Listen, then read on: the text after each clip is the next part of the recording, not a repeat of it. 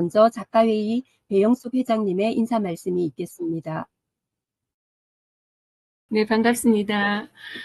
먼저 여기 오늘 저희 에세이19 말고 게스트로 들어오신 분, 예, 손인옥 선생님이 아마 송창윤 선생님의 글을 대독하시려고 들어오신 손인옥 선생님이 계시고, 또 여기 김미애 선생님이 이경란 선생님하고 같이 공부하시는 선생님인데 에세이스트에 관심을 갖고 이렇게 함께하고 있습니다. 나머지 분들은 또 우리가 또 이야기를 나누면서 서로 알아가도록 그렇게 하겠습니다. 실제로 태풍 카눈이 또 곧 온다는 소식하고 저도 지금 제일 마음이 아픈 것은 새만금 잼버리 정말 세계 이렇게 학생들이 왔을 때 우리 이 사태가 참 마음에 굉장히 이렇게 꺼림칙한 그런 생각이 참 많이 들었습니다. 그렇지만 우리는 또 이렇게 일상을 숲이라는 형식을 빌려가지고 이렇게 또 만나고 있습니다. 참으로 좋은 일인 것 같아요. 이렇게 합평회를 또 하상으로 하니 제주도 분도 계시고 지금 또 부산의 건경재 회장님도 들어오시고. 네, 반갑습니다. 예.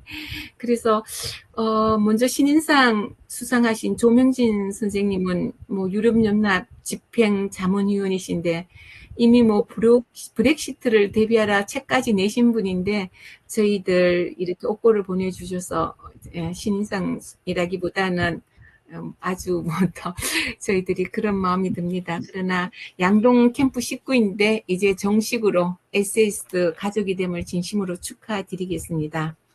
그리고 오늘 또 권은민 선생님 이렇게 자리하고 계십니다. 작년에 북한을 보는 새로운 시선에 이어서 평양에서 재판하는 날 남북관계 문제를 꾸준히 써오고 계시는 우리 선생님 정말 축하드리고 오늘 좋은 말씀 부탁드리겠습니다. 그리고 이부림 선생님과 또 정승윤 선생님 출판인데 오늘 못 나오셨네요. 아마 이부림 선생님은 다음 합평회나 아니면 새로운 자리를 마련해서 출판 기념회를 하실 것 같고 정승윤 선생님께서 눈 한 송이의 무게를 이렇게 보내왔는데 제가 시와 같으면서 수필 같은 이야기 굉장히 이렇게 감명 깊게 읽었습니다. 그리고 오늘 이제 송창년 선생님과 강복자 선생님의 영혼이 만나는 언덕 오늘 아마 마음이 여러 가지로 이렇게 교차되시면은 또 많은 이야기 좀 해주시기 바라겠습니다. 그리고 정찬래 선생님이 아직 못 들어오고 계시는데 아마 새벽 4시 이 정도일 것 같은데 책을 아주 많이 내셨더라고요. 김종환 선생님하고의 대담 이렇게 기대하겠습니다. 그리고 오늘 필진들 많이 참석하셨습니다. 조광현 선생님, 고선희 선생님, 뭐 문철 선생님, 김영옥, 고태연 선생님, 이경란 선생님, 최영란 선생님, 김대훈 선생님, 하여튼 우리 또 이렇게 조현신 선생님, 권경재 선생님 한 분 한 분 또 좋은 말씀 부탁드리겠습니다. 그리고 1월 11일 날 저희들 또 최대 2가지죠. 창간 행사와 가을 세미나를 안동에서 개최하기로 했습니다. 아마 안동에 오셨다 가셨던 분들도 많이 계실 거예요. 2010년도에 고성희 선생님, 조광희 선생님 모두 다 오셨다 가셨죠. 그래서 13년이란 세월이 지나서 저희가 다시 안동에서 저희들 행사를 가집니다. 그날 1박 2일 때 뵙도록 하겠습니다. 오늘 좋은 또 이렇게 합평을 되길 기대하겠습니다. 모두 반갑습니다.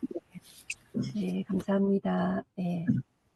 다음은 신간 발표 소감입니다. 이번에 신간을 발표하신 작가는 3분이신데요. 대문 바깥의 이부림 선생님, 눈 한 송이의 무게 정승윤 선생님께서는 사정상 참석하지 못했습니다. 네, 그럼 오늘 권은민 선생님께서 함께 해주셨는데요. 평양에서 재판하는 날을 이번에 출간하셨는데 아까 회장님 말씀하신 대로 전 7월에 북한을 보는 새로운 시선을 출판하신 데 이어서 평양에서 재판하는 날을 출간하셨습니다. 권은민 선생님 소감 듣도록 하겠습니다. 네, 반갑습니다. 권은민입니다. 잘 들리십니까? 네, 잘 들립니다. 네. 예, 뭐 이렇게 또 화상으로 이 무더위 속에서 이렇게 여러 선배님들 뵙게 돼서 반갑습니다. 얼굴들 다 좋아 보이시네요. 네. 제가 이번에 이제 그동안 우리 잡지에 연재한, 통일단상에 연재한 글하고 또 뭐 그동안 또 틈틈이 썼던 것을 묶어서 평양에서 재판하는 날이라는 제목으로 책을 내게 됐습니다. 제가 이제 글을 쓰면서 뭐 쓰고 싶은 것은 있었습니다. 뭐 북한 문제, 통일 문제에 관심을 좀 가지자라는 그런 생각이 기본에 깔려 있고, 그러면 이 문제를 어떻게 풀어야 되느냐 하는 생각, 기존에 좀 그게 반대되는, 저하고 생각이 다른 분들의 생각하고는 어떻게 대화를 해야 되는가 하는 그런 생각들을 계속 하게 됐습니다. 근데 사실은 그 생각을 하면서 이제 글을 쭉 몇 년 쓰면서 일어난 변화 중에 하나는 제 생각이 스스로 자꾸 바뀌는 거였습니다. 처음에 남들이 뭐 이렇다고 할 때 저도 그렇다라고 동조했는데, 가만히 생각해보고 다른 사람 글을 읽어보니까 꼭 그런 것도 아닌 것 같은 그런 면이 있어서 제 생각을 바뀌기도 하고, 또 어떤 문제는 너무 딱딱하고 답답한데 그걸 좀 다른 방식으로 좀 써볼 수 없을까 하는 그런 생각도 하게 됐고, 그래서 그런저런 고민을 하면서 계속 연재를 하게 됐습니다. 이건 뭐 김종환 선생님께서 그 연재의 기회를 주셨기 때문에 이 모든 게 다 가능했습니다.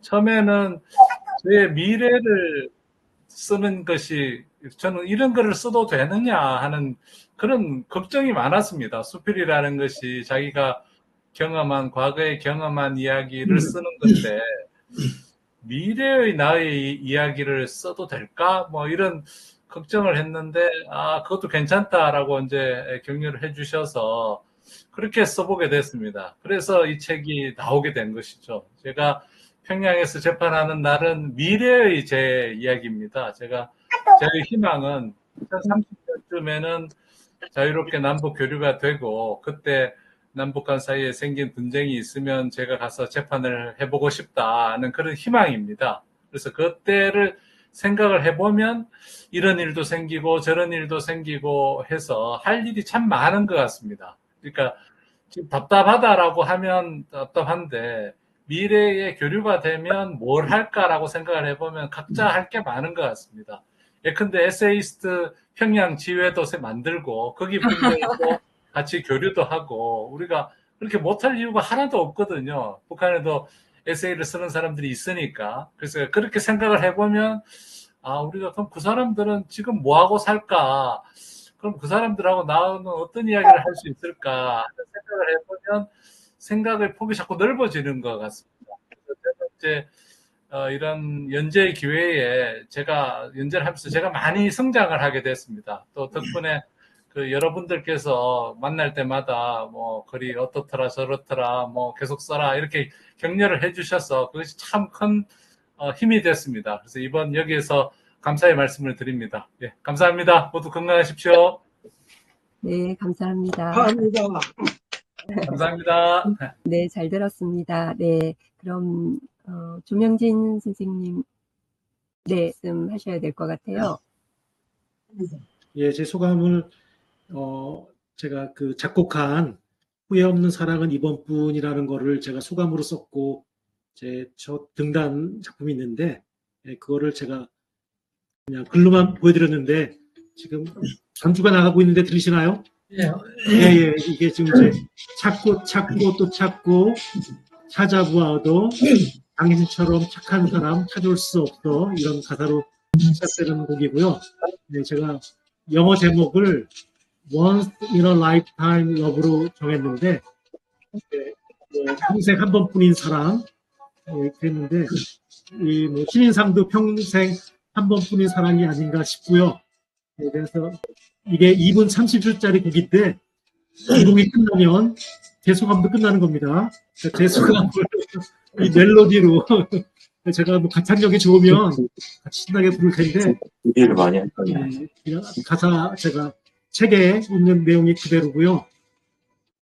뭐 지금 이 대목에 내 품에 안겨서 내 안에 안겨서 이대로 그냥 함께 하는 거야 하는데, 그냥 제가 에세이스트에 들어와서 앞으로의 많은 뭐 계획을 얘기하는 것보다 이대로 그냥 함께 하는 거야. 지금 오늘 이 순간이 더 소중하다 생각이 들고요. 지금 이제 이 간주가 진행 중인데 제가 뭐 그냥 고등학교나 대학교 강연할 때 중간에 랩을 넣습니다. 평생의 합법적인 강연, 졸면모해, 자면모해, 정신 차려 듣자 그랬는데 저기 우리 고명하신 여러분들 앞에서 제가 그 애드립을 하기에는 조금 안 어울리는 것 같고요. 거의 다 노래가 끝나갑니다. 제 소감도 끝날 건데 하여튼 저에게 이런 기회를 주시고 또 조금 앞으로 제 아버지를 말씀드리면 87세에 시인에 등단하셨어요. 그걸 비하면 저는 이제 막 시작입니다. 그래서 저희 아버지한테도 이 소식을 나누고 기뻐하시는 거를 나누도록 하겠습니다. 이제 마지막 이제 후주가 지금 나가고 있습니다. 지금 제 소감은 제가 작곡한 가사는 책에 실려 있고 오늘 이 멜로디로 대신 하겠습니다. 감사합니다. 네, 감사합니다. 네, 다음은 화제 작가 신작 특집 순서인데요. 제주도에서 함께하고 계시죠. 부부 수필집 영원히 만나는 언덕의 저자이신 송창윤 선생님의 소감을 듣도록 하겠습니다. 네. 네, 반갑습니다. 지난 5월 24일 그 김종환 선생님으로부터 전화를 받았습니다. 그쪽에 화제 작가로 그렇게 모시겠습니다. 그래서 그 내용보다도 제가 김종환 선생님 목소리를 듣고 굉장히 반가웠습니다. 왜냐하면 제가 저희 집사람 병원에 입원 중일 때 그때 제가 문자를 받았습니다. 그래서 문자에 위에서 기도하겠습니다. 그런 지가 한 2해가 지난 것. 제주도분이 지금 말하는 분 제주도분이 목소리가 참 반가웠고 오늘 또 화면으로 김종환 선생님 뵈니까 참 반갑습니다. 그리고 또 우리 조정은 선생님은 저랑 저희 집사람 신인상 소식을 전해준 아주 참 잊지 못할 분입니다. 먼저 두 분 정말 고맙게 생각합니다.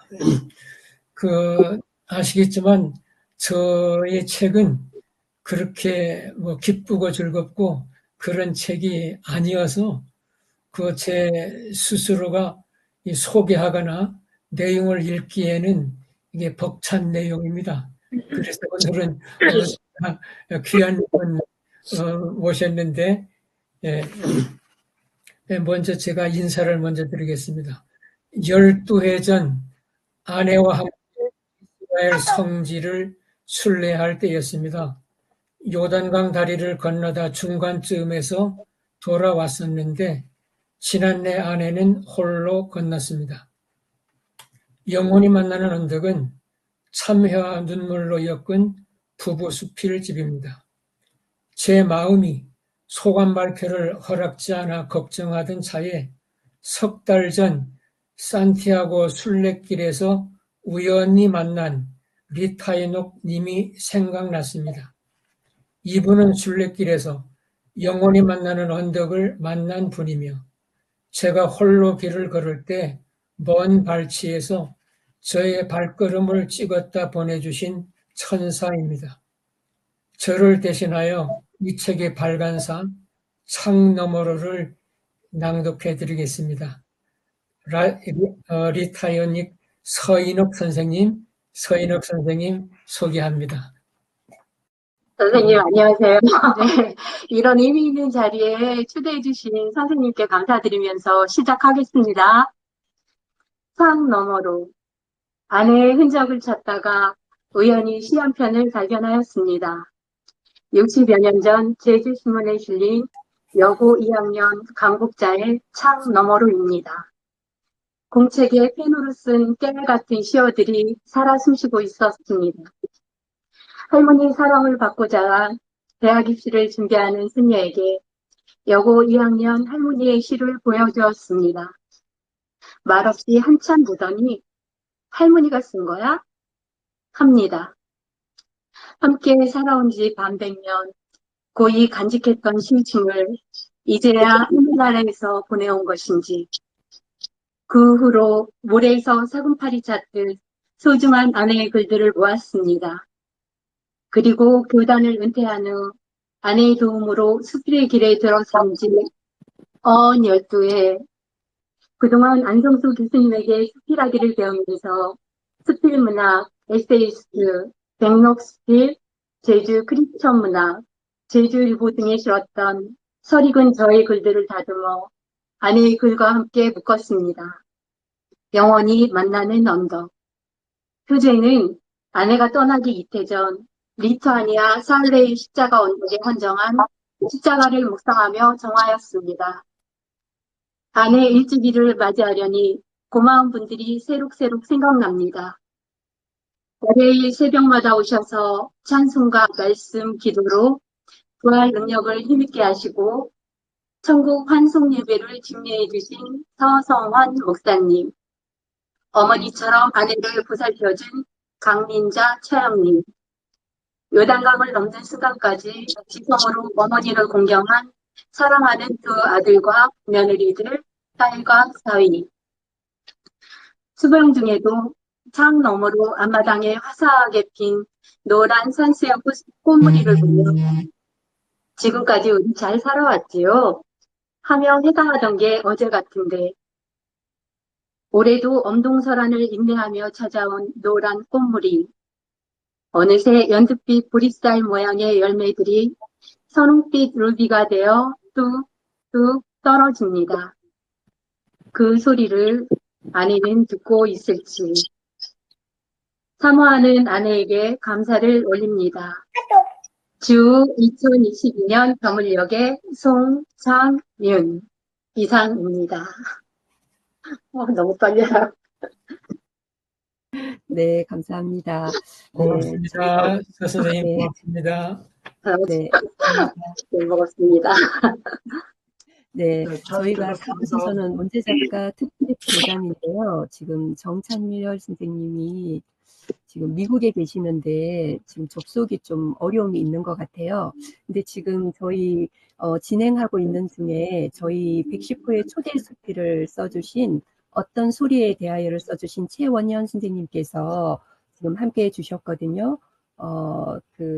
이번에 원종린 문학상을 수상하시고 한국수필가협회 이사장으로 계십니다. 최원현 선생님 함께 해주셨는데 잠깐 말씀 좀 나눠주시면 감사하겠습니다. 네. 예, 반갑습니다. 예, 최원현입니다. 또 여기서 뵈니까 몇 분은 아시는 분도 있고, 예, 또 처음 뵙는 분도 계시고 그러는데, 또 이렇게 제주에서도 참석하시고, 경남에서도 참석하시고, 예, 너무 반갑습니다. 또 우리 김정환 선생님 또 이렇게, 예, 많이 건강이 좋아지신 것 무엇보다도 감사하고요. 또 그 모든 뒤에는 여러분들의 이렇게 힘이, 그 기가 하나 모아져서 또 이렇게 오늘의 김종환 선생님이 있게 해준 것이 아닌가 생각이 됩니다. SS를 볼 때마다 저는 늘 감사한 거는 우리 한국 수필 문단에 또 이렇게 서사가 앞서는 수필들을 많이 써주시는 SS들이 많이 계시다는 것이 너무 감사하고, 표정이 너무 치우쳐서 때로는 어떤 형평성을 잃어버리거나 균형 감각이 없는 사람들에게 이 SS가 얼마나 소중하게 그 어떤 천평가 같은 역할을 해주지 않을까 하는 생각들이 듭니다. 오늘 또 그 배영숙 회장님께서 한번 좀 돌아와 달라고 그래서 이거 처음 저도 해보거든요. 이거는요 주문해봤지만 그래서 겨우겨우 지금 회원 가입을 하고 들어왔는데 또 이렇게 되니까 너무 반갑습니다. 이번에 초대수필로 저를 실어주셨는데 사실 그게 한 번쯤은 쓰고 싶었다가 쓴 것이지만은 너무 급하게 했어요. 그래서 제가 보내면서 길고 두서가 없는데 아니면 다른 거 보낼 테니까 말씀하세요 그러는데 연락이 안 왔어요.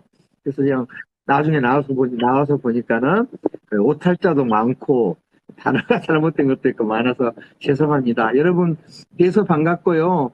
또 이렇게 좋은 작품들 쓰시는 것 또 축하하고 또 감사하고 존경합니다. 여러분 고맙습니다. 네, 감사합니다. 네. 그러면 지금 필진 소감을 먼저 듣도록 하겠습니다. 순서는 편의상 목자 순으로 하겠습니다.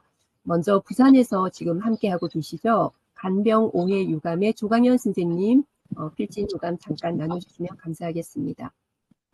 네, 대단히 반갑습니다. 네, 반갑습니다. 예, 저는 부산에 사는 조광현입니다.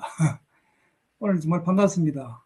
오랜만에 이렇게 여러분 뵈보니까 참 너무 반갑고 빨리 나라가 코로나로부터 완전히 벗어나야 되는데 저는 요양병원을 근무하다 보니까 아직도 코로나 시대에 살고 있습니다. 지금 코로나가 우리 병원에 또 생겼거든요. 그러나 걱정하지 않습니다.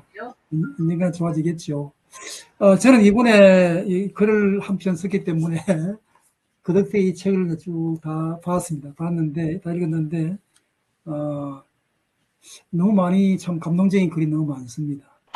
송상현 선생님의 참 이 화제 이걸 작가 이 내용을 읽어보고 참 같은 신앙인으로서 많은 것을 느꼈습니다. 참 신앙의 한가운데서 평생을 같이 하신 두 분의 사랑이 오롯이 묻어나는 그런 내용이었고, 그런 또 이 부부 문집을 내셨다는 게 너무 감동적이었습니다. 그래서 이 사랑이라는 것은 역시 그런 것이구나. 우리가 최근에 공부를 하면서 에로스의 종말이라는 걸 공부하면서 사랑은 이제 종식되었다. 에로스는 사라졌다. 사랑은 끝났다. 이런 여러 가지 이야기를 나온 책이거든. 이 송찬현 선생님의 글을 읽어보니까 아직도 사랑은 이런 것을 느낄 수 있었고, 그것은 결국 하나님의 사랑과 같은 것이었습니다. 자기 희생, 자기를 버리고 참 상대방이 들어가는 것, 그런 자세로 아마 이 송찬현 선생님은 평생 참 부부간의 사랑을 나눴지 않았나. 타인을 위해서 나를 버리는 것, 아내를 위해서 내가 죽을 수 있는 것, 아마 그런 자세로 사신 것 같아요. 예수 그리스도가 우리를 위해서 죽었잖아요. 그래서 내가 너희를 사랑한 같이 너희도 서로 사랑하라.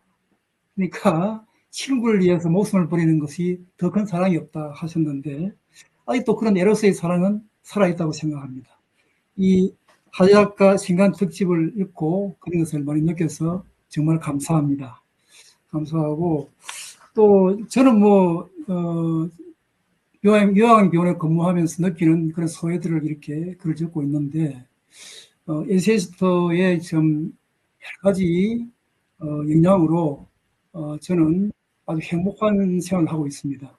에세이스트가 보내주는 이 에세이스트를 받아서 읽고 또 느끼고, 또 저도 나름대로 글을 쓰는 이 생활이 저희 노년에 있어서 아주 아름다운 좋은 생활이기 때문에 에세이스트는 저에게 큰 선물이었습니다. 아울러서 여기 계시는 모든 분들과 또 잘 지내는 것도 저의 노년의 큰 참 행복이라고 생각합니다. 자주 만나고 자주 배웠고 자주 안부도 전하고 그렇게 같이 잘 지내시기를 간절히 바랍니다. 감사합니다. 감사합니다. 네. 그러면 천안에서 또 함께하고 계시죠? 즐기는 모드의 김대원 선생님 말씀 청해 듣겠습니다. 여러분 만나서 반갑습니다. 조광현 선생님도 금방 말씀하셨는데 꽤 오래간만에 뵐 수 있고, 제주의 고성의 선생님도 이렇게 뵐 수 있어서 아주 반갑습니다. 저는 요번에 여러분들 제 글은 골프 치는 사람들에 관한 얘기였고요. 우리나라 선수들이 남자보다는 물론 남자들도 그렇지만 여자 선수들이 굉장히 세계적으로 많은 상위권에서 활약을 하고 있는데, 제가 글을 보니까 외국 사람 선수들은 이렇게 만나면은 그 대회 좋았어? 그 대회 분위기라든가 이런 거에 대해서 주로 얘기를 하는데, 우리나라 선수들은 그 성적 위주로다가 얘기를 한다. 그런 것을 한번 읽은 적이 있었어요. 그래서 너무 성적 위주로만 한 그런 것이 조금 마음에 걸린다. 이런 얘기를 들었습니다. 그래서 저는 우리 글 쓰는 사람들도 그렇지만 저도 초보자들을 상대로 해서 스킬 강의를 한 지가 거의 10년 돼 가는데요. 제 수강생들한테 그런 얘기를 해요. 글을 쓰면서 부담감 갖지 말아라. 원고 청탁을 받아도 걱정부터 하는데 그러지 말고 그냥 있는 그대로 자연스럽게 물 흘러가듯이 그냥 써라. 뭐 그렇게 글 쓴 데에서 여기 그 공자님 미학관에도 나왔습니다만 좋아하는 것보다도 즐기는 자만 못하다. 그래서 즐긴다는 것에 주안점을 둬서 그렇게 해라. 물론 저도 그렇게 말은 하지만 또 제가 뭐 어떤 그 성인이 아니기 때문에 일반 중생이라서 물론 그런 긴장도 될 때가 있고 그렇지만 되도록이면은 그런 자세를 취하려고 하고 제 문화생들한테도 그렇게 얘기를 합니다. 그래서 살아가는 것이 지금 코로나에 이어서 폭염이라든가 뭐 이렇게 범세계적으로 살기가 우리만 그런 것이 아니라 범세계적인 일이지만서도 그런 것도 옛날에 그런 얘기를 많이 들었어요. 요새 없다. 그러면 가난뱅이로만 살고, 그런다고. 그러니까 덥다 하면 더 더우신다고. 그래서 마음을 먹기. 그러니까 일체유심조라는 불가에서 그런 얘기도 있지만, 그래서 여러분들도 다 같이, 마음 편안한 마음으로 이 더위도 이겨내고, 이제 아까 우리, 남 총장님께서 말씀하셨듯이, 이미 계절적으로는 가을의 문턱을 넘었어요.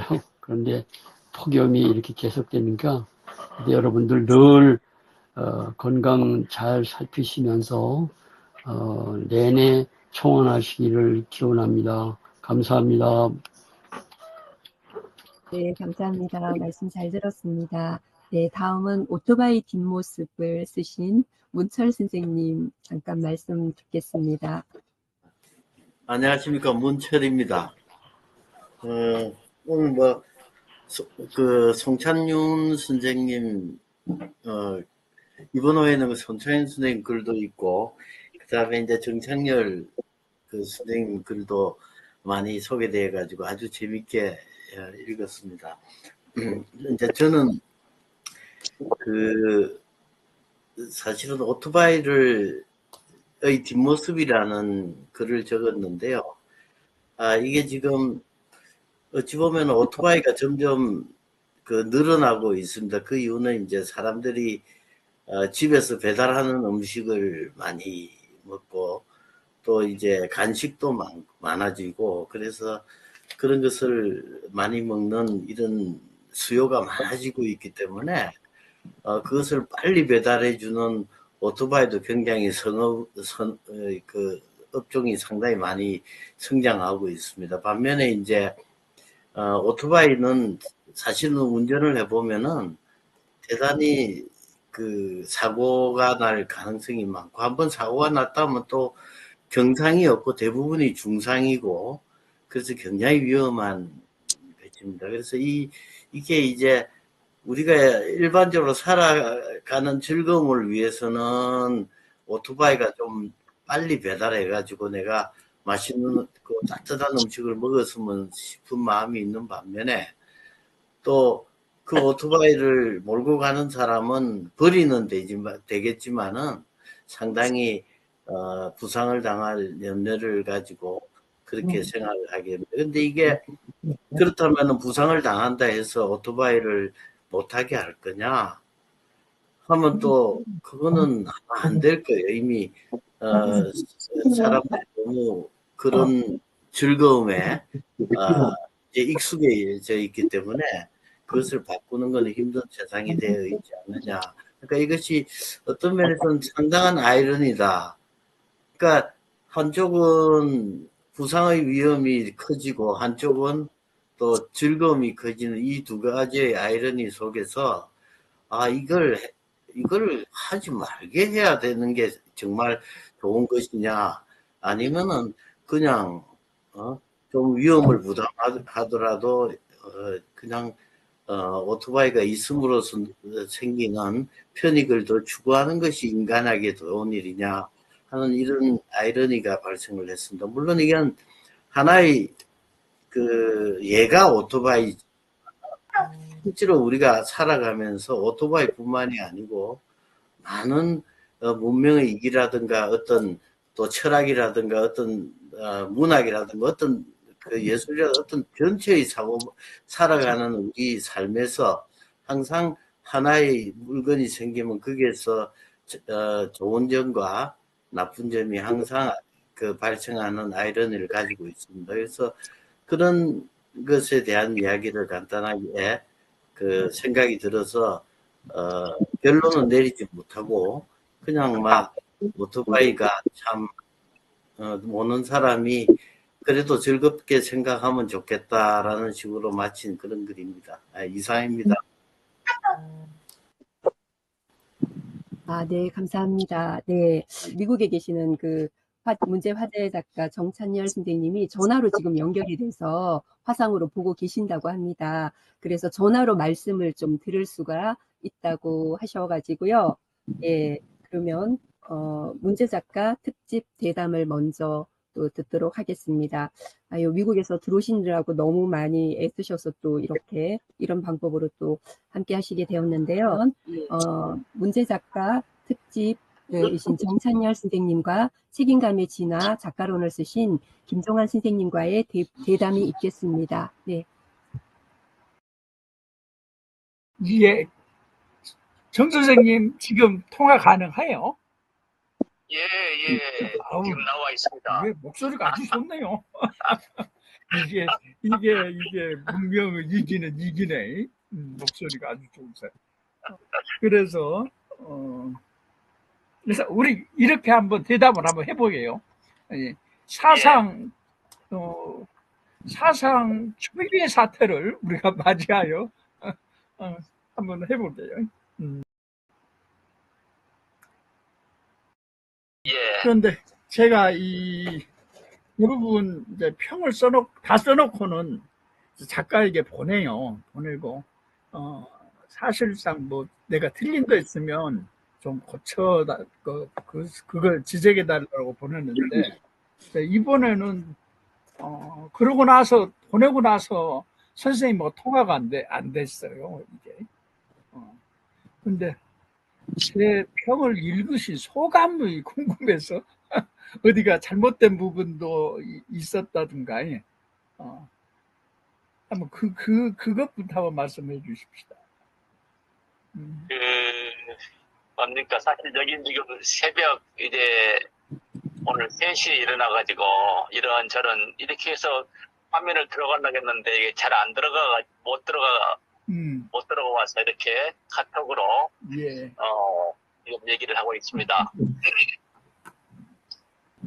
사실은 이제 저는 우선 그 답변에 대한 말씀을 드리기 전에 제가 이제 사실은 처음 드리는 이야기인데 이 에세이스트 우리 김종환 선생님하고 맨 처음 만나게 된 상황을 혹시 기억하실지 모르겠는데 제가 어느 해 우리 선생님 어느 잡지에서 수필 평론을 읽다가 우리 선생님의 그 평론집을 한 권 구입하고 싶어서 여기 LA 서점에다가 제가 주문을 했습니다.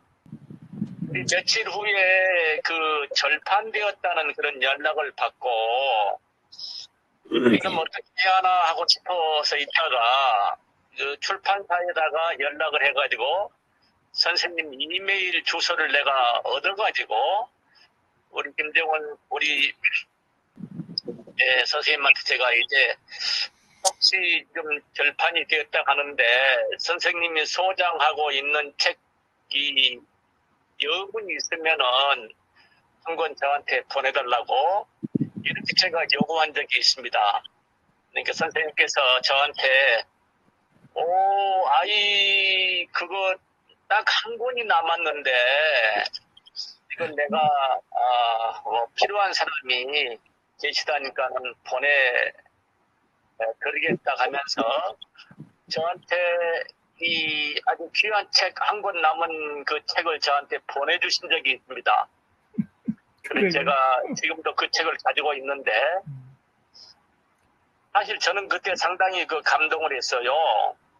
왜, 나 같으면 그 한 권 남아있는 그 책을 남한테 도저히 안 줄 겁니다. 안 줄 건데, 나 같은 성무라고는 조금 다른 분이구나. 이런 생각을 하게 되어서, 제가 그때 그 생각을 제 마음 깊숙한 곳에 아주 담아두었습니다. 그리고 또 이제 세월이 한참 흘러가지고,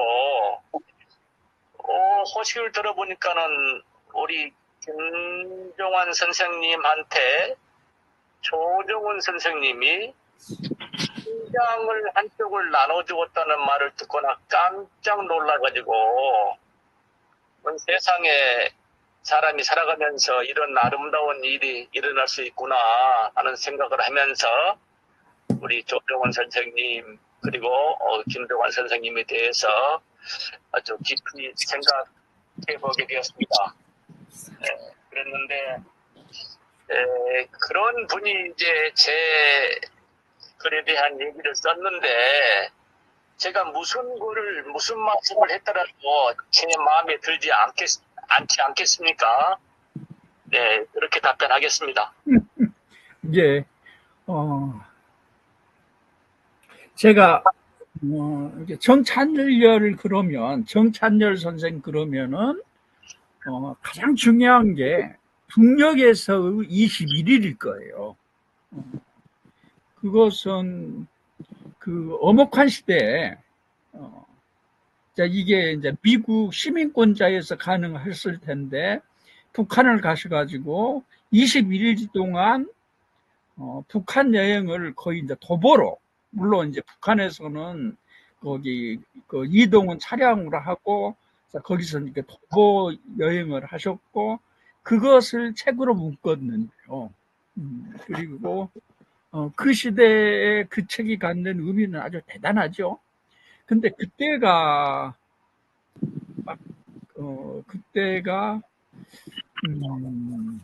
90입니까?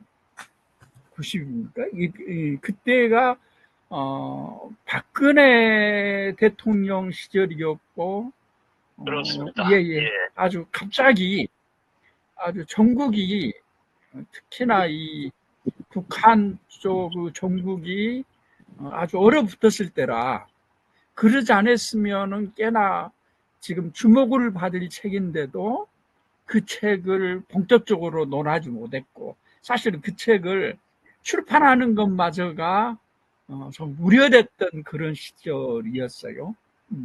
그래서 그렇습니다. 이제 저희도 그 책을 제대로 선전도 못했고 그래서 제가 항상 이렇게 부담을 가지고 있어요. 그러니까 이제 그 책을 제가 썼는데 그때 거기 서울시장이었던 박원순 시장이 거기 통일에 대한 심포지움을 열었을 때 문정인 교수하고 지금 그 통일부 장관했던 누구죠? 이제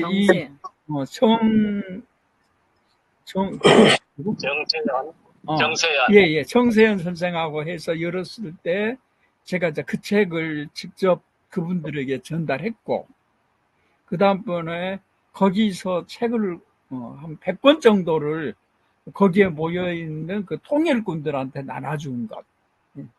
그게 이제 사실은 그 책을 출판했던 출판사로서 했던 일이 전부예요.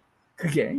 그래서 그러니까 선생님한테는 그 점에 대해서는 항상 부담스럽게 생각했던 거고 제가 이번 평에 미래의 평론가가 우리 정찬열 선생을 논할 때는 아마 북녘에서 21을 중심으로 논하지 않겠나.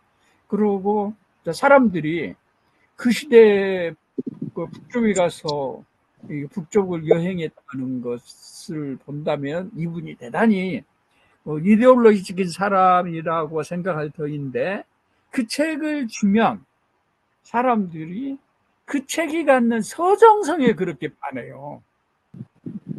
그래서 정찬열 선생이 얼마나 훌륭한 수필가 작가인가를 이렇게 증명을 하고 있습니다. 그래서 그렇다는 것하고, 저는 정찬열의 삶, 그 문학은 한 17살에 결정되지 않나. 그게 중학교를, 아버님이 초등학교 선생님이신데 아프셨나 봐요. 예. 그래가지고 우리 정 선생이 중학교를 졸업했을 때 이제 아버님이 더 이상 사표를 내야 되는 상황에 우리 1년간 농사를 짓자. 예? 그러니까 결국은 학교 진학을 포기하고 고향에서 이렇게 농사를 지어요. 그래서 농사를 한 3, 4년 농사를 지어서 정말 상일꾼이 됐어요. 상농사꾼이 됐는데 그러고 나서 또 이제 이럴 수는 없고 고등학교를 진학했다라고 하는 것이 21살 때의 설날 아침이라는 그 작품이에요. 그 작품. 그런데 저는 오직 장남이라는 책임감으로 결국 학교를 그만두고 진학을 그만두고 농사를 짓는 그 책임감과 희생으로부터 정찬열의 문학과 삶은 시작된다라고 이야기를 했어요. 그리고 그 책임감이 시대에 따라서 이렇게 발전하면서 결국은 정찬열의 삶 또한 펼쳐진다라고 이야기를 했는데, 거기에 대해서 한번 선생님 말씀해 주세요. 특히 아버님이 우리 농사짓자라고 했을 때 기꺼이 농사를 짓자고 따라가고 뭐 됐더니 그때의 그 심정들부터 좀 자세하게 말씀을 좀 해주십시오.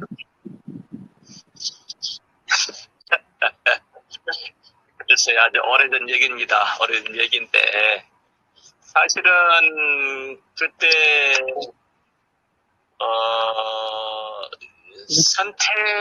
내 카드가 올 거면 말해.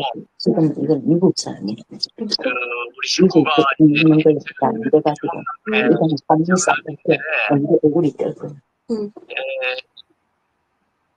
이제 생사의 문제가 걸린 상황이었는데, 어떻게 아버지 말씀을 거절할 수 있겠습니까? 예, 우리 식구가 다 함께 이제 살아야 하는 그런 절명의 그런 상황인데, 선택할 수 있는 여지가 없었고, 먹고 살아야겠다. 그리고 장남, 그리고 사실은 우리 어머니가 전혀 농사를 또 모르신 분입니다. 그래서 내가 아니면 어떻게 살아갈 수 있는 방법이 없으니까, 책임감, 그건 그 다음에 이제 생각할 문제고, 우선은 살아야 하니까 가서 이제 농사를 시작했던 것이죠.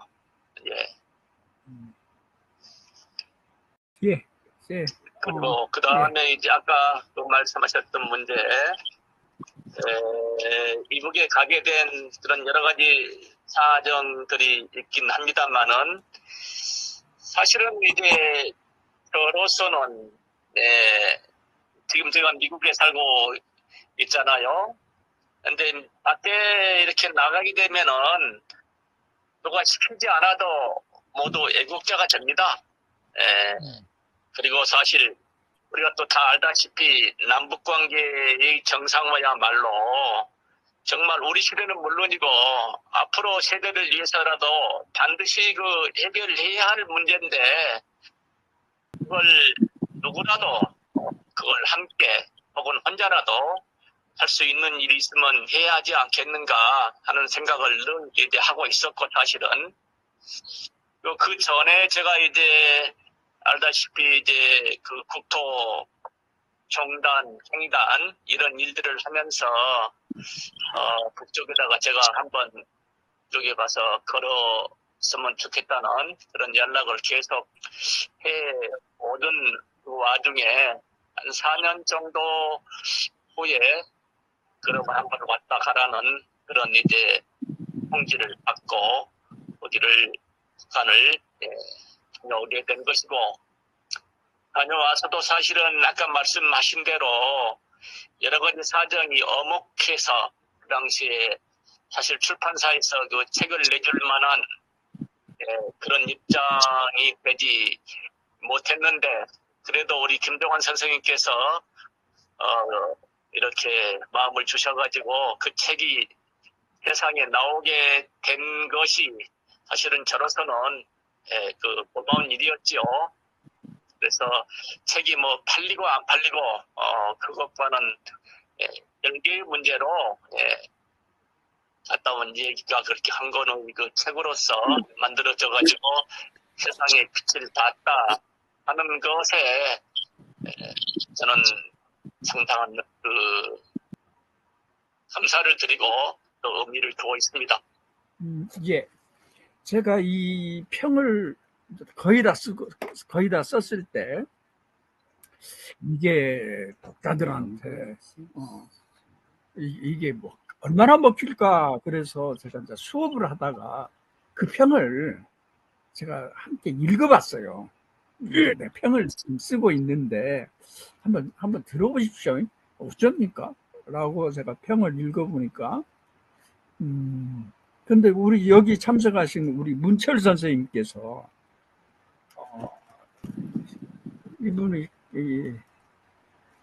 이분은 제가 아주 크게 신뢰하시는 우리 선생님이신데 근데 좀 이분이 좀 시쿵해요. 그래서 이분이 어쩌세요? 라고 물어보니까 근데 우리 이제 문철 선생님이 아마 이 작가는 기분이 좋겠어요? 그러시더라고요. 그래서 아차차 하고 그래서 이게 요 이야기가 내가 쓴 이야기가 설득력이 떨어졌나? 라는 생각도 들었고요. 근데 저는 제가 특히 놀랬던 것은 이제 중학교를 졸업하고 이제 그때가 10대 후반인데 그러면 그때야 처음에야 아주 거룩한 마음으로 농사를 짓고 있었지만 곧 그게 흩어져서 마음이 많이 흩어지고 그냥 그랬을 터인데 대단히 뭐랄까 종교적인 심성도 아주 큰 역할을 했을 것 같아요. 근데 아주 대단히 신령스럽다고 해야 되나? 그런 식의 마음을 이렇게 유지를 해서 그 다음번에 저는 이 글에서 뭔 말을 했는 거니 그 10대의 그 아이를 어쩌면 그렇게 할 수 있었던 것은 어쩌면 그게 뭐 하늘을 키운 거 아닌가? 라고 이야기를 했고 그 증거로 21살의 설날 아침에서 다시 공부를 진학을 해야 된다라는 결정을 그 설날 아침에 이제 산에 가서 밤에 막 눈이 쌓이는 데를 들어가서 거기 산에 들어가서 나무를 잡고 막 물어보고 내가 어떻게 해야 되냐. 그리고 절벽에 서서 서해안의 바다를 보면서 절벽에 서서 막 소리치고 뭐다고 쭉 하면서 결국은 내가 다시 진학을 해야 돼. 나는 이렇게 그런 결론에 이르러요. 이제 그러니까 어떻게 그런 결정을 그렇게 할 수 있었던가라는 것에서 어쩌면 이 청년을 뭐 함께 하늘이 함께 하셨구나 라는 생각을 했고, 그런 마음이 결국은 정찬열이라는 사람이 이제 나중에는 결국은 이 한반도의 통일 문제까지도 자기의 이야기로, 자기 일로 삼고, 그래서 남한을 횡단하고 종단하고, 그리고 이제 북한을 이렇게 20일간 이렇게 방문할 수 있는 그런 정찬열. 그리고 미국에 가서도 이렇게 그 교포 문제들이라든가 그런 것들로 이렇게 그 삶이 그럴 수 있지 않았겠나라는 식의 이야기를 했어요. 이제 이것은 제가 이제 제가 요즘에 빠져 있는 그 알렌 바디우의 진리의 절차라는 것을 가지고 이야기를 했습니다. 그런데 거기에 대해서 우리 선생님 한번 한 말씀 해주십시오. 그 부분에 글쎄요, 이제 어떤 그 글에 대해서 평론가가 하시는 또 말씀이니까 여러 가지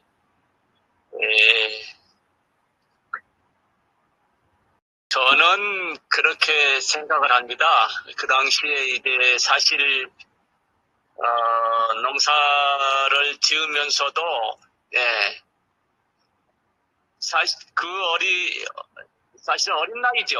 어린 나이인데 친구들이 이제 그 학교 방학 때 집에 이렇게 학생 모자를 쓰고 학생복을 입고 이렇게 집이 오고 하는 모습들이 얼마나 부러웠겠습니까, 사실. 어린 나이지만서도. 그래서 아무튼 이제 그런 상황 속에서 한 4년 정도 농사를 지었는데 20살 먹은 그 무렵에 이제 우리 중학교를 같이 나온 한 친구가 대학을 산다고 그래요.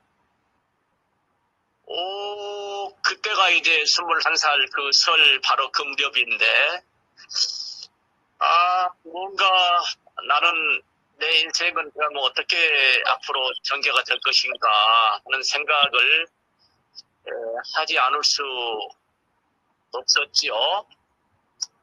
그래서 그 21살 먹은 설날 그 글에 나와 있는 그런 영산강, 제 집이 영암이니까 영산강이 바라보이는 그 언덕에 올라서 정말로 하루를 꼬박 세웠죠.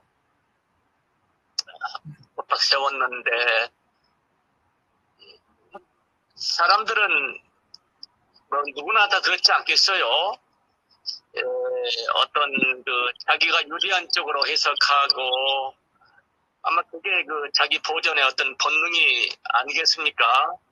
그날 아침에 그 내 결정도 아침에 해가 뜨고 하는 것들이 나로 하여금 새로운 길을 갈 수 있도록 이 안내를 하는구나 하는 쪽으로 뭐 제가 해석을 했겠죠.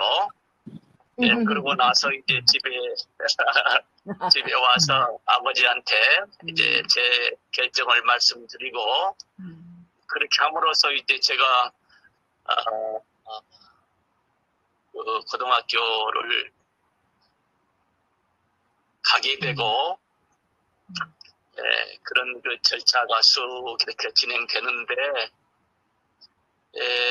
사실은 이제 그러고 나서 이제 제가 집을 나오고 나니까는 우리 어머님이 정말 그 제 밑에 있는 우리 동생들 이제 또 여러 가지 어려움 속에서도 학교를 또 보내주고 그렇게 이제 진행이 됐는데 참 오래전 이야기입니다. 이야기인데 그런 일들을 이제 써놓은 그 글을 가지고 선생님께서도 그런 여러 가지 각도에서 그걸 분석하시고 평론해 주신 글을 읽으면서 역시 우리 평론하신 분은 또 다른 차원에서 이 이야기를 또 해석해 주시는구나 하고 제가 그 글을 읽으면서 여러 가지 느낀 점이 참 많았습니다. 이상입니다. 예.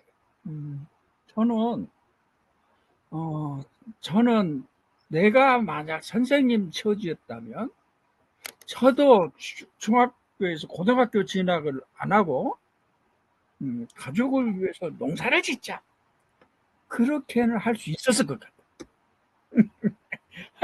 그런데 내가 놀란 게 21살 이제 상농사꾼이 됐어. 그래서 내가 이제 진학을 해야 돼 라고 결정을 내가 하면 저는 그냥 기꺼이 그냥 탈탈 털고 있지. 그냥 나 진학할래요 하고 그냥 갔을 것 같아. 근데 선생님은 그걸 그렇게 결정을 못 하더라고요. 그래가지고 밤에 겨울 밤에 산에 올라가고 그런 짓 하면 안 돼. 천하 위험한 짓을 가서 막 산을 막 헤매면서 그게 눈이 쌓여. 그날 또 눈이 쌓였대요. 막 나무를 잡고 있지. 나는 어쩌란 말이냐 막 그리고 물을 쌓고 그 다음번에 절벽 위에 서서 겨울에 절벽 위에 서서 막 거기 서 있으니까 막 해가 그쪽이 서해안이라 바다에서 해가 뜨지는 않을 거예요. 근데 날이 새고 막 그 밀물 썰물이 막 오고 이제 그런 과정들을 겪고 그러면서 그 결정을 이렇게 물어보고 못하는 것이 저는 그렇게 못했을 것 같아요. 이게 정찬열과 나의 차이인데 결국은 뭔 거니? 내가 지나간다고 가버리면 아버지는 어째? 어머니는 어째? 동생들은 어째? 그것 때문에 그 갈등 때문에 결정을 못했던 것 같아요. 그렇습니다. 근데 나는 맘먹으면 있지. 그런 거 개의치 않아. 그게 정찬열과 나의 차이. 그러니까 나는 그런 면에서 정찬열 선생을 따라갈 수가 없는 거예요. 애당초에 사람을 사랑하고 하는 그 마음이 그걸 제가 그 생각을 하면서 우리 정 선생이 그 이후에 그 마음이 정 선생의 마음이 그렇게 확대되고 그렇게 발전할 수 있었던 게 어쩌면 이분한테 삶 자체가 어쩌면 살아간다는 것 자체가 도였을 것 같아요. 도 닦는 것의 삶. 도 닦는다고 해서 도 닦는 게 아니라 삶 자체가 도였지 않겠나라는 생각을 했고 제가 이 평론의 부제에 아주 데리다라는 불란스 철학가의 말을 붙여놨어요. 그게 뭔 거네? 메시아주의가 없는 메시아적인 것이라는 그게 무슨 가장 쉽게 말하면 메시아주의라는 것은 그 유태인들이 가졌던 기독관이에요. 그러니까 그날이 오면 그 주님께서 오셔가지고 전부 다 불로 심판하셔서 쭉쟁이는 다 태워버리고 그다음에 알곡들만 모아서 이 세상에서 천년왕국을 이루며 산다는 그게 메시아주의인데 뒤에 있는 메시아적인 것이라는 것은 그 심판을 그런 거 빼고 심판에서 쭉쟁이 다 불태워버리고 이 알곡들만 이 땅에서 영원히 산다는 그런 그 최후의 심판은 빼고 메시아가 갖는 희망과 구원의 이야기. 그러니까 저는 우리 정찬열 선생의 삶이 지금 바로 어떤 희망과 어떤 구원을 이제 이분이 아주 독실한 가톨릭 신자시고 그러니까 이분이 생각하는 것은 근데 그날 거기 그 가짜들 다 불태우고 그런 심판 말고 이 세상이 개선되고 뭐의 희망을 갖고 하는 그런 메시아적인 것, 그 삶을 우리 정찬열 선생이 살고 있지 않는가라는 것 때문에 이제 제가 그런 부제를 붙였어요. 자, 그건 그렇고 제가 이제 하나 선생님 물어볼 게 하나 있는데, 선생님은 도보 여행의 도사요. 도보 여행에. 근데 이제 제가 저는 몸이 좀 약해가지고 이렇게 진짜 도보 여행 같은 거 하고 싶은데 하질 못해요 이게. 근데 도보 여행이 갖는 매력이 이게 아주 대단한 매력이 있나.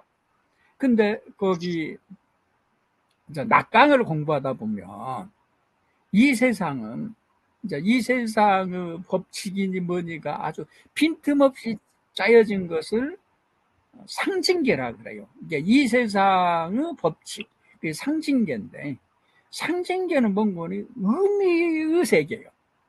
그러니까 이 세상은 이렇게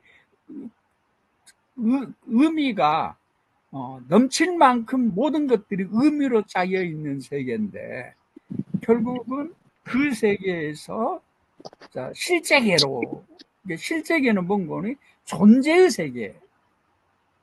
라는 이제 그 아주 낙강 이론에서 아주 중요한 거죠. 근데 제가 생각했던 게 도보 여행을 처음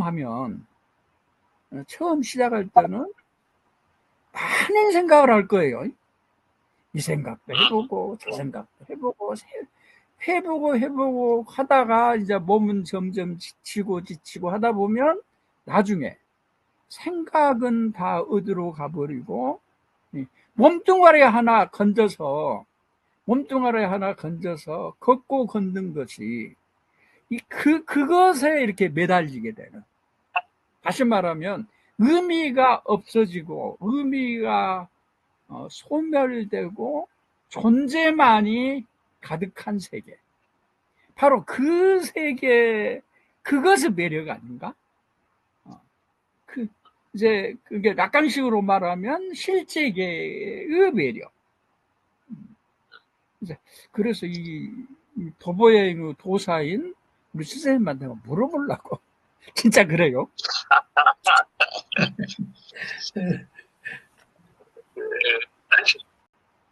네, 제가 그러고 보니 아까 이제 두 가지 말씀하셨는데, 이제 도라는 말씀하셨는데, 저는 어디 이 도를 닦으며 살아가는 사람들이 저 분이겠습니까? 저는 모든 살아가는 사람들이 제각기 나름대로의 도를 닦으며 살아가고 있다, 그렇게 생각을 합니다. 예, 저뿐만 아니라 쳐야 되는 것 같은데. 최고십니다. 모든 사람들이 도를 닦으며 살아가고 있다는 생각을 하게 되고, 그 다음에 이제 길을 도보로 도보 여행은 여행이 아니라 길을 걸어갔던 그런 일들이 우리 한국에서 국토 정단, 횡단 이런 일들을 하고, 또 북한에서도 그랬고, 그 다음에 이제 산티아고 길 갔다 왔습니다만은, 방금 우리 김종환 선생께서 말씀하신 딱 그걸 정말 제대로 지금 말씀해 주신 것 같아요. 예. 처음에 한 달 정도를 걷게 되면은 정말 힘들고 하지만서도 또 이제 그 길을 걸어가면서 여러 가지 생각들을 얼마나 많이 하게 되겠습니까? 예. 하면서 이런저런 사람 불러내서 내가 나를 이제 내가 어떤 사람한테 잘못한 것이 있는 일들, 그런 일들을 다 불러내가지고 잘못한 사람한테는 사죄하고 또 내가 호통 치고 싶은 사람은 또 불러내가지고 호통도 한번 쳐보고 여러 가지 일들을 하면서 혼자 생각하고 하고 하면서 이제 걸어가고 몸이 피곤하면은 또 예, 정말 방금 말씀하신 대로 그 존재, 이제 존재, 나는 무엇인가, 나는 어디로 가고 있는가 하는 것들에 대해서 수백 번 생각하게 되고 그렇게 하면서 이제 길을 걸어가게 되는 것이겠죠. 어디 저 하나뿐이겠습니까? 수많은 사람들이 길을 걸어갔고 지금도 또 걸어가고 있잖아요. 예. 그래서 예, 그 길을 걸어간다는 것이 내 발로 그 뚜벅뚜벅 걸어서 그 길 시작에서 내가 목적한 어느 지점에 도착한다는 것들이 우리 인생 그 하나의 과정이 아니겠습니까? 예, 그러다가 이제 우리도 한 생을 또 마치게 될 것이고 그래서 그런 그 길을 걸어가는 그런 여정을 통해서 다시 한번 나를 생각하게 되고 나라는 존재에 대해서 다시 한번 또 확인해 보게 되고 그런 게 아니겠는가 하는 생각을 합니다. 예, 역시 도사십니다. 예. 거기 정찬열 선생은 제가 이번에 보면서 문학적으로 대단히 성공하신 분이에요. 이제 다시 말하면 한국에서 정찬열 선생만큼의 문학을 하시는 분이 과연 얼마나 될까라는 생각. 그리고 이분의 문학적 세계가 대단히 앞서 있어요. 그래서 그 디아스포라 문학으로서의 수필. 그러니까 애국에 나가 있는 우리 이제 교포 작가들 중에 물론 이제 열심히들 하시는데 지금까지는 제가 봤을 때는 우리 아르헨티나에 계신 채훈 선생님 그분하고 연락이 안 된 지는 벌써 좀 몇 년 되네요. 근데 그 맥을 잇는 우리 정찬열 선생님이라고 생각을 하고요.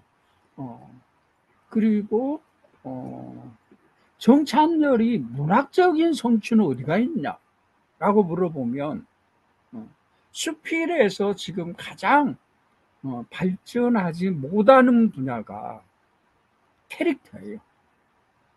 등장인물의 성격, 주인공의 성격. 그런데 주인공의 성격을, 그러니까 등장인물의 성격을 가장 잘 살린 작가가 그 작가가 목성균이에요.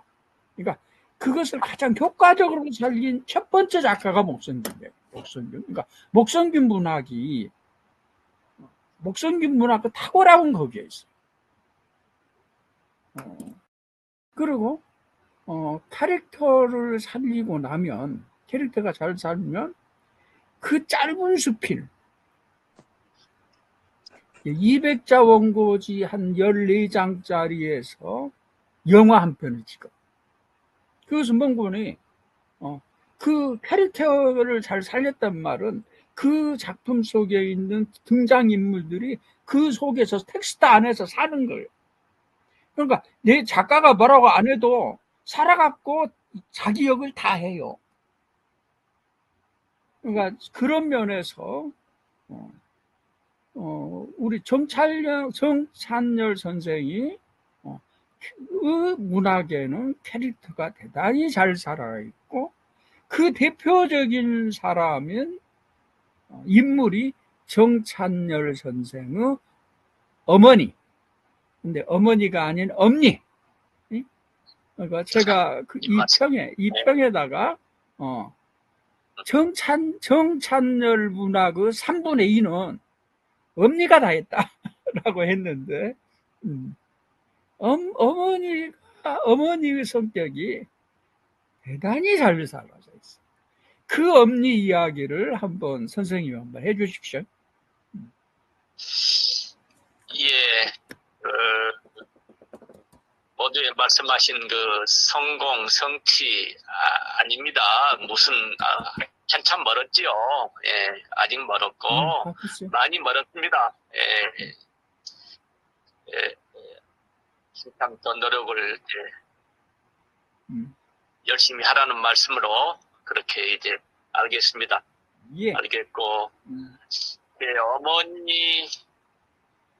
어머니에 대한 이제 말씀 얘기를 하면은 아마 거의 누구나 그냥 숙연해지고 눈물이 나오잖아요.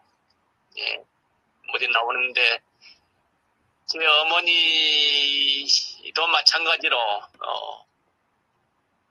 아이들 때문에 너무너무 고생하신 분인데 특별히 이제 제가 학교를 간다고 집을 나온 후에 우리 어머님이 정말 그 고생하시면서 동생들 학교에 보내고 농사 지으면서 또 농사 이외에 그 당시에 그 아모레 화장품이 있었습니다.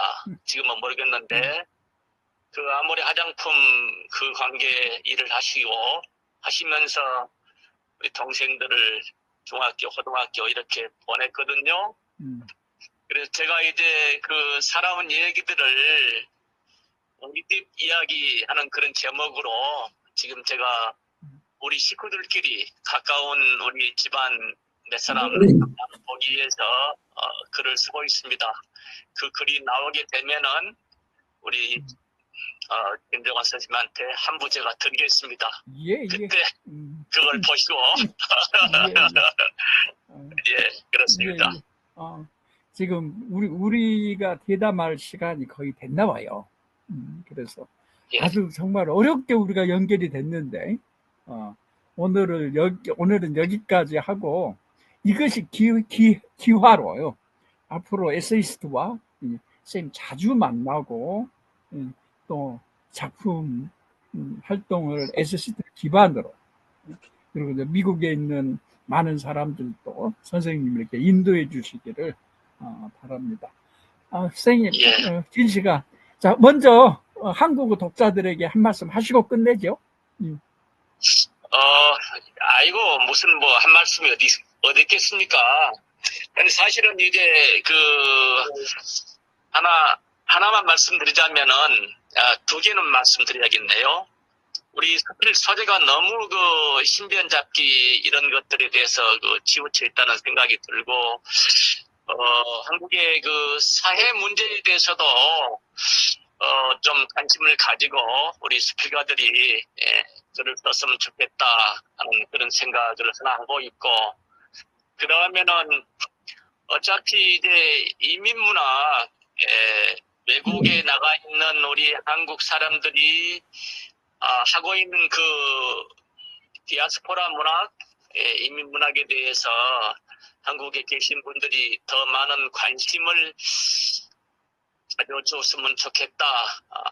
그것이 우리 한국 문학을 더 풍성하게 하고 한국 문학을 발전시키고 확장시키는 그러한 방법이 아니겠는가 하는 생각을 하면서 더 많은 분들이 우리 이민문학에 대해서 밖에 나와서 글을 쓰고 있는 분들에 대해서 관심을 가져줬으면 좋겠다 하는 바람을 말씀드립니다.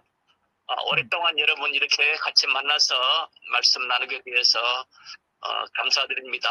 반갑습니다, 여러분. 네, 감사합니다. 네, 두 분 말씀 잘 들었습니다. 예, 정명래 선생님이 정찬열 선생님 동생분이시거든요. 그래서 조은심 선생님하고 또 이렇게 친분이 있으셔서 이렇게 초대를 해달라고 해서 지금 들어오셨는데 아마 아까 계속 이렇게 주의 있게 잘 들으시더라고요. 그래서 말씀 인사도 좀 나눴으면 했는데 지금 정명래 선생님 잠깐만요. 정명래 선생님 안녕하세요. 아유, 안녕하세요. 네네. 아유, 저를 이렇게 훌륭한 자리에 초청해 주셔서 감사합니다. 네. 여기 또 그 회원 중에 조현심 언니가 계시거든요. 네. 네, 그분 이제 그 언니의 소개로 알아서 저를 이렇게 초대해 주셨는데 오늘 오빠가 나온다 그래서 너무 반가웠어요. 잘 들었습니다. 감사합니다. 네네, 감사합니다. 네. 네, 굉장한 의미가 쑥스럽네. 있을 것 같아요. 네. 네네. 이거 네. 네, 감사합니다. 네, 그러면 이어서 필진 후감 계속 듣도록 하겠습니다. 지금 부산에서 함께하고 계시는데요. 나의 3.1절의 공경자 선생님 말씀 듣겠습니다. 네, 감사합니다. 안녕하세요.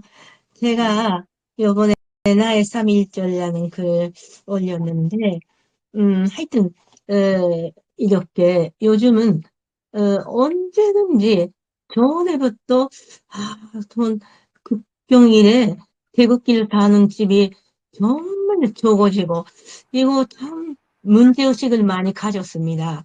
저는, 태극기를 항상, 경건한 마음으로 달고 있는데, 그래서, 이거, 한번 좀 글로, 제 생각이나, 그리고 또 3.1절 하면 꼭, 제, 선팅, 아버님이, 아버님의 삶, 그거 하고 항상, 오바락도 합니다. 그래서 자연적으로 아버님 이야기가 나왔고, 그리고, 그리고, 그거, 아버님의 참, 아주, 애국심이 강하신 분이었거든요. 네, 그런, 아버님에 대한 추억이나, 그리고 또, 아버님도 아주,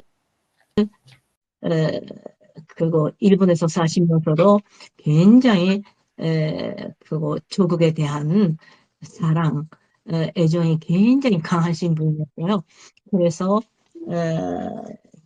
제 생각과 아버님을 그거 분잔시키면서 3.1절 이런 식으로 좀 써봤습니다. 이상. 네, 감사합니다. 네, 그러면 또 제주도에서 함께하고 계시죠? 발을 위무하다의 고성희 선생님 말씀 부탁드립니다. 네, 반갑습니다. 안녕하세요. 제주도 고성입니다. 보통 합평회 할 때 제주도에서는 거리가 있어서 참가를 못하는데 비대면 화상으로 이렇게 하니까 서로 맞는 분들하고 같이 얼굴을 맞대어 볼 수도 있고 이야기도 들을 수 있어서 상당히 좋습니다. 어렵게 아까 정찬열 선생님하고 연결돼 가지고 우리 김종환 선생님하고 대담하는 것도 잘 들었습니다. 이런 합평회가 아니면은 그런 기회를 저희 귀에까지 들어올 수가 없는데 참으로 이 뜻깊게 잘 연결을 했다고 봐집니다. 그리고 화제 작가 송창윤 선생님이 부부 수필집을 발간하셨는데 두 분이 이 지역에서도 같이 지내면서 부부 수필집을 내도록 권한 적이 여러 번 있었거든요. 그런데 어쩌다가 생각도 없이 그 강복자 선생님이 먼저 타계를 해 버려서 저희들은 상당히 섭섭하고 그 마음을 우리 송창윤 선생님이 어떻게 헤아렸는지 일주기가 되는 걸 기념해 가지고 부부 스틸집을 냈는데 이참에 다 같이 축하를 드리고 강복자 선생님의 명복을 빌고 싶습니다. 아까 정창렬 선생님이 도보 여행 관계를 쭉 얘기를 했었는데 그 글에 보면 우리나라 종단, 횡단, 또 북한까지 가는 거, 또 미국에서도 걷는 거리. 저는 그걸 보면서 이렇게 걸을 수 있는 것은 다리와 발이 건강했기 때문에 아닌가.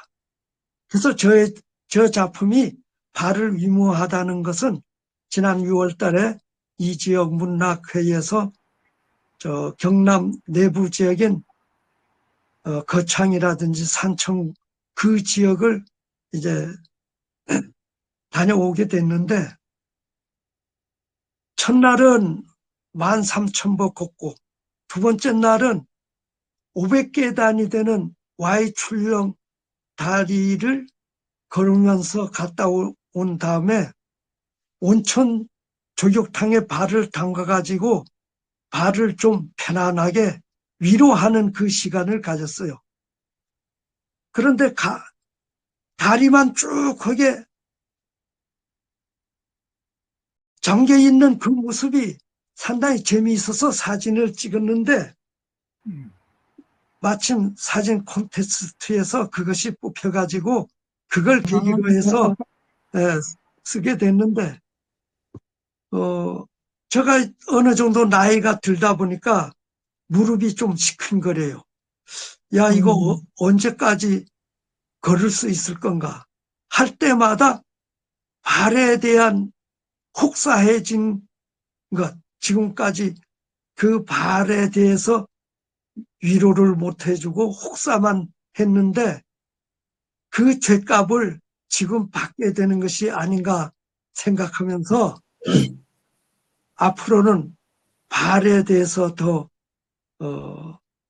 위무를 해드리면서 발이 건강해야 인간이 사는 맛이 있을 것이 아닌가 그런 생각을 하게 됩니다. 그래서 저희 작품은 뭐 더 심도 깊게 한 건 아니지만 어머니도 그 살림하면서 그 발 때문에 새벽에 일어나서 그렇게 했고 집사람도 그렇게 한 것이 우리들은 일상생활하면서 공기 고마움을 모르듯이 발이 고마움을 모르고 있지 않은가 그런 생각을 해봤습니다. 우선 여러분들하고 같이 대화를 나누게 돼서 매우 기쁩니다. 다 같이 이 더위에 모두 건강해서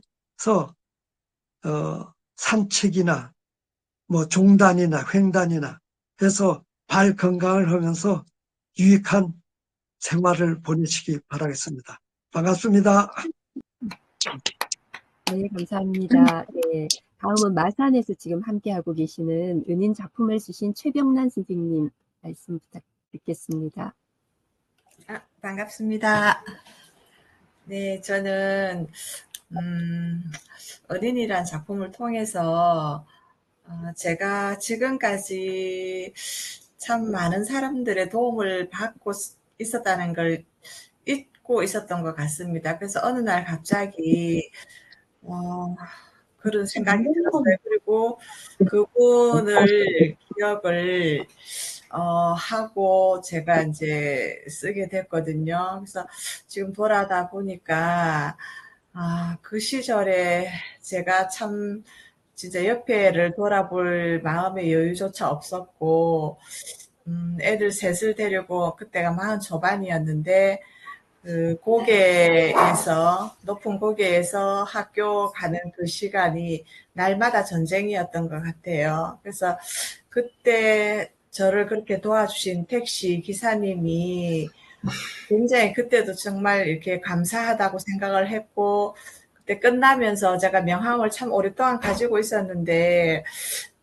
한 번도 연락을 못 드렸었어요. 그래서 그게 어느 날 이렇게 뭐 정리를 하면서 빠져버렸는지 연락을 할 수도 없고, 지금은 어느 분인지 뭐 그 이후에 시간이 많이 흘러서, 다시 만날 수도 없는 그런 상황이고, 그래서 제가 이렇게나마, 그분한테 이렇게 받았던 어떤 그런 거를 좀 감사의 마음을 표시를 하고 싶다는 생각을 했거든요.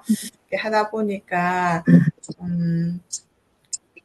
조금 급하게 글을 올렸는지 제가 조금 마무리가 약간 아쉬운 부분도 있었고요. 이번에 제가 이제 고향이 봉화인데 거기가 굉장히 지금 비 피해를 많이 입었더라고요. 그래서 가보니까 도로도 끊어지고 거기 막 이렇게 가수원을 하고 있는데 가수원도 모두 다 이렇게 폭우 때문에 다 쓸려 내려가고 이런 상황이라서 이런 상황일 때 또 누군가가 또 이렇게 많이 도와주시는 모습을 참 많이 봤어요. 그래서 우리가 살면서 참 힘든 부분도 많았는데 그럴 때 제가 미처 이제 고마움을 잊고 살았는 그 부분들께 제가 잠시라도 이렇게 정말 그런 마음을 가지고 있었다라는 거를 또 지금 그 상황에서도 또 도와주시러 오시는 분들도 자원봉사하러 오시는 분들도 많이 있고 이래서 그런 부분을 우리가 참 기억을 하고 살았으면 좋겠다. 그런 생각에서 제가 좀 글을 쓰게 됐습니다. 네. 그래서, 네, 제가 이제 이번 주에도 계속 강원도 하고 이렇게 다니면서 이제 그 많은 것들 보고 또 느끼면서 왔는데요. 오늘 이렇게 오다 보니까 사실은 오늘도 운전을 4시간 넘게 하고 이러다 보니까 굉장히 좀 힘들더라고요. 그래 하는데 고속도로 위에서도 또 남들을 위해서 좀 배려해 주시는, 운전도 배려해 주시는 분들도 많고, 또 자기가 먼저 하겠다고 하시는 분들도 많고, 그래서 저는 지금 이렇게 그 선생님들 이렇게 만나면서 지금 합평하는 모습에서조차도, 이렇게 제가, 뵙고 또 배울 수 있어서 참 좋은 시간인 것 같습니다. 만나 뵙게 되어서 정말 반갑습니다. 네. 네, 감사합니다. 네. 다음은 이런 동창회 보았나요의 이경란 선생님 말씀 잠깐 나눠주시겠습니까? 네, 안녕하세요. 네. 이경란입니다. 네, 저는 이런 동창회 보았나요라는 제목을 가지고 글을 썼는데요. 우리 나이가 60, 70대 되는 여고 동창생들이 100명이 모여가지고 고향에 있는 도산서원 선비수련원에 입소를 해서 1박 2일을 보내고 왔습니다. 그래서 처음에 그런 동창회를 하게 된 것이 저도 그렇고 안동에 가면 어떤 곳이 가볼 만한 곳이냐 물었을 때 뭐 도산서원이다, 하회마을이다 이렇게까지만 말을 할 수 있지 그 이상 뭐 어떻게 얘기를 할 수 없었거든요. 그랬는데 이런 프로그램을 한다고 해서 참여를 하게 됐어요. 그래서 가서 태계 선생님의 그 종손을 만나가지고 또 이야기를 나눠보고 태계 선생님의 그 겸손한 그것이 지금의 종손께서도 그대로 갖고 계시구나 하는 그런 것도 알게 되었고 또 이육사 선생님의 그 항일 운동했던 그런 모습 그리고 그분의 외딸 이옥비 여사를 만나가지고 그분의 그 마지막 만났던 그런 모습들도 이야기를 듣고 하면서 내 고향을 조금 더 깊이 있게 알게 되었구나. 그리고 조금 더 애향심을 갖는 그런 시간이 되었구나 하는 그런 생각을 가졌어요. 좀 전에 정창열 선생님께서 해외 나가면 모두 애국자가 된다 그랬잖아요. 저도 고향을 떠나 있으니까 애향인이 되는 것 같고요. 또 부모님과 떨어져서 따로 살게 되면서 또 효녀가 되는 그런 아이러니라고 해야 되나요? 예, 그런 것들이 좀 있는 것 같은 그런 생각을 하면서 또 조금 더 깊이 있게 들여다보는 그런 시간이 되었던 것 같습니다. 1박 2일 동안.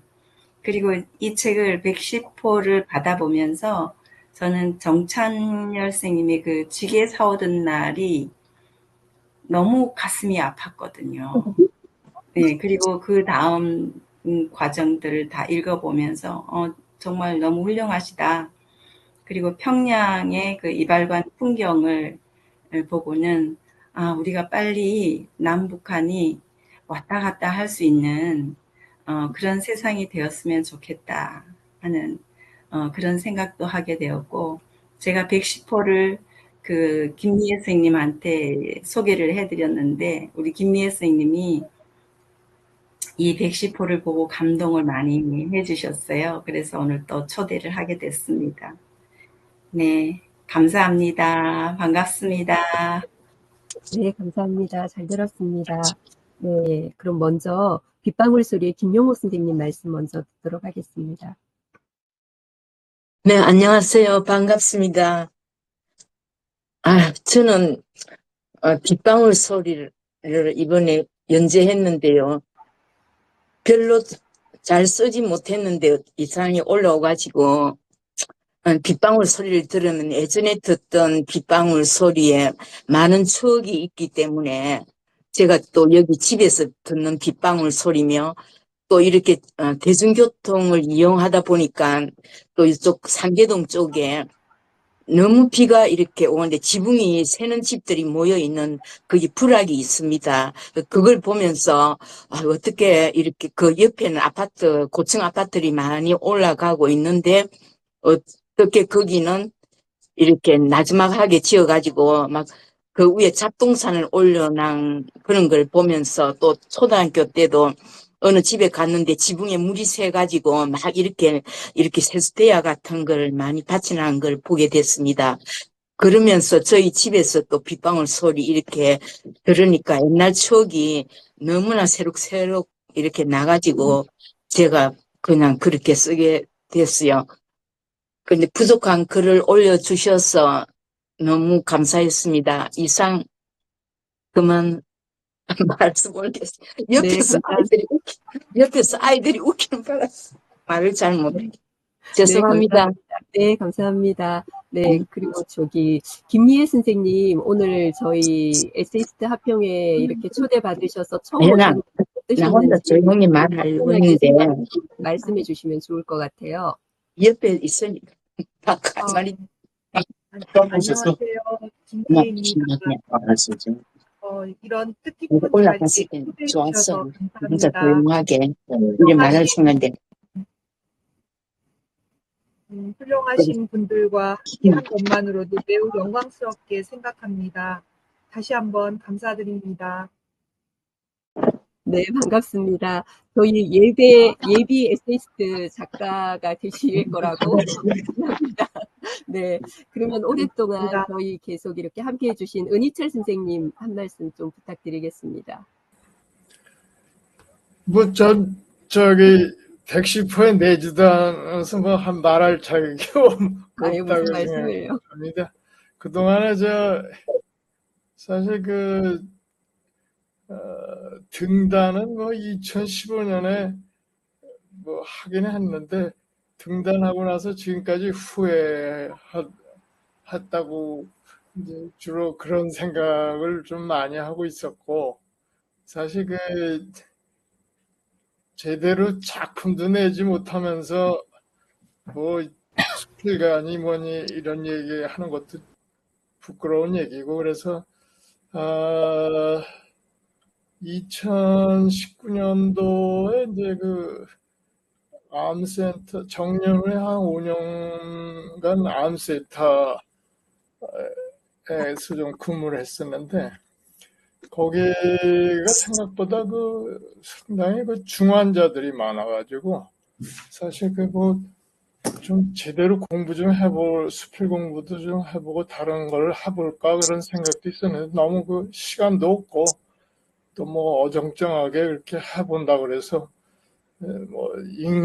읽어봐야 잊어버리는 게 더 빠른다는 그런 생각도 많이 하게 돼요. 그래서 별다른 활동을 못했다고 생각합니다. 그런데 2019년도에 이제 그만두고 나서 이제 의사는 더 이상 이제 하고 싶지도 않고 몇십 년 동안 면허증 너무 잘 울고 먹은 게 아니냐 그런 생각이 들어서 이제 그것도 좀 청산해야 되겠다는 생각을 좀 하고 있었는데, 그러면 이제 뭘 할까 하고 좀 곰곰이 생각을 했는데,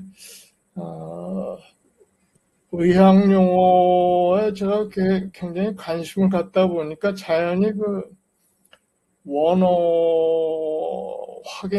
하게 되면서 영어가 굉장히 문제가 된다고 생각하고 있어요. 그래서 새로 말을 갖다 만들 때 굉장히 그게 이제 각 분야마다 자기네들이 잘 만든다고는 하지만 그 사람들만 전문 분야 사람들만 문제가 되는 게 아니고 관계 사람들의 의견도 이제 들어봐야 되고 그런 문제가 있어서 영어 공부를 좀 한번 해보고 싶다 그런 생각이 드는데 그 이유는 대개 이제 문학 작품 읽다 보면은 그런 얘기가 많이 나오거든요.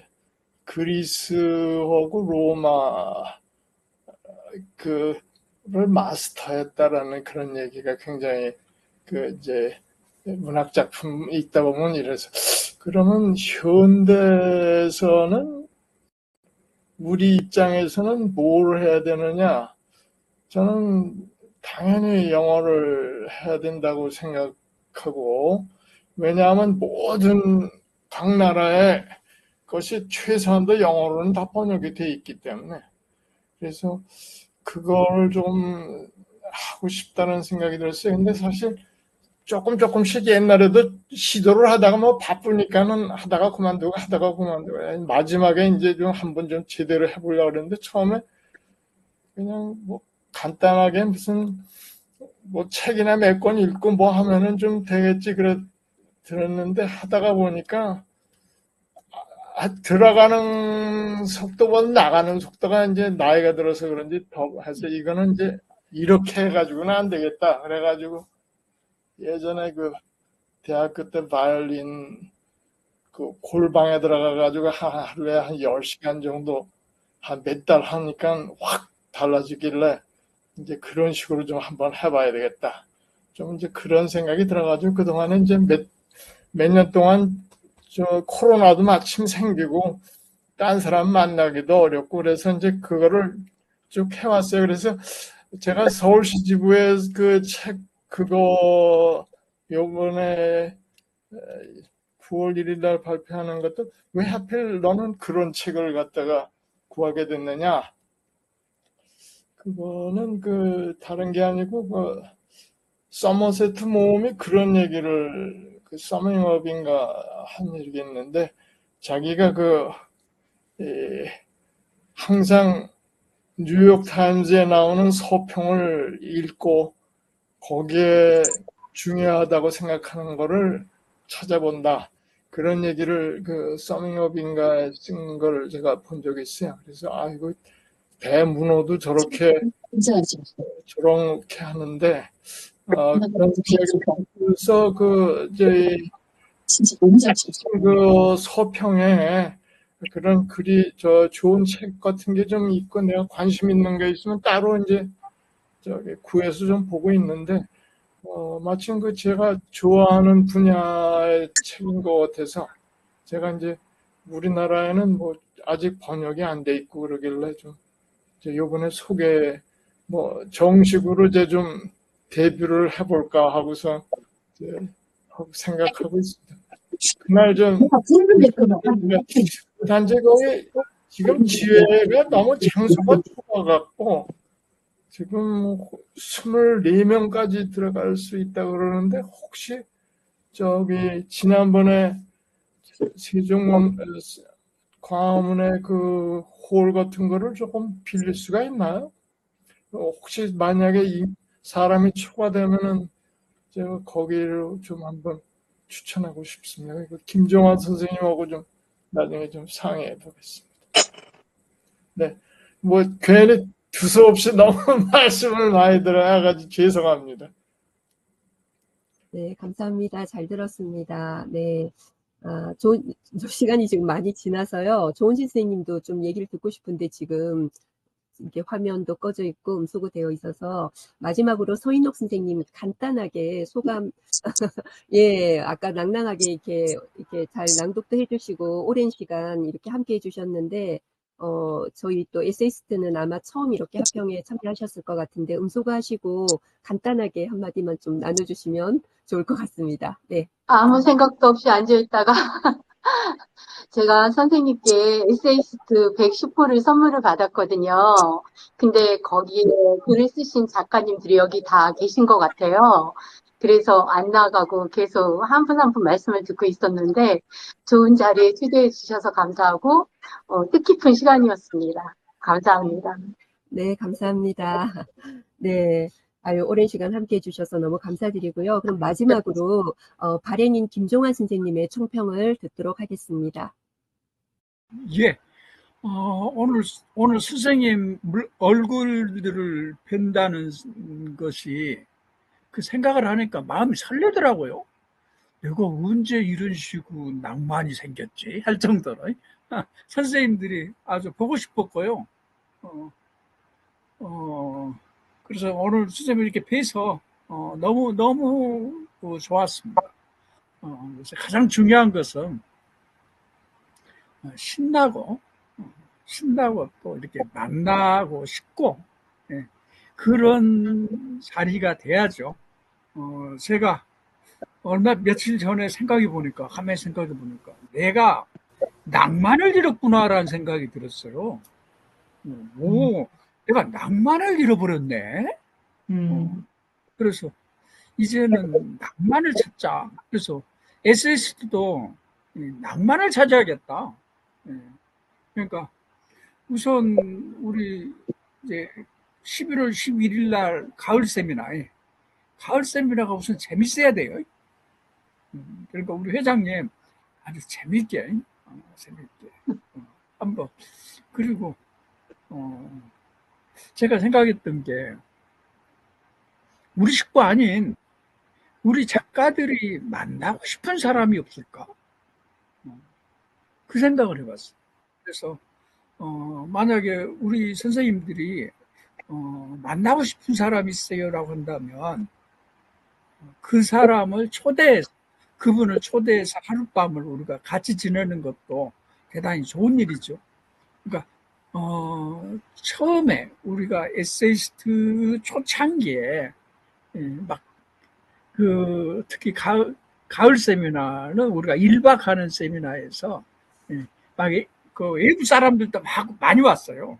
많이 와서 하룻밤을 이렇게 같이 지내고 못하고 사는. 하룻밤을 같이 지낸다는 게 하룻밤을 같이 잔다는 것이 너무 큰 사건이죠. 그러니까 그 밤은 그냥 곱게 자면 그건 진짜 늙은 사람 취급되더라고요. 그러니까 그 밤은 잠을 안 자는 그런 밤. 이 스타 작가들을 잡고 그분들하고 한밤을 이렇게 꿈뻑 세우는 그런 것. 그러니까 우리가 찾아야 될 게 낭만입니다. 낭만을 찾자. 그 생각을 했어요.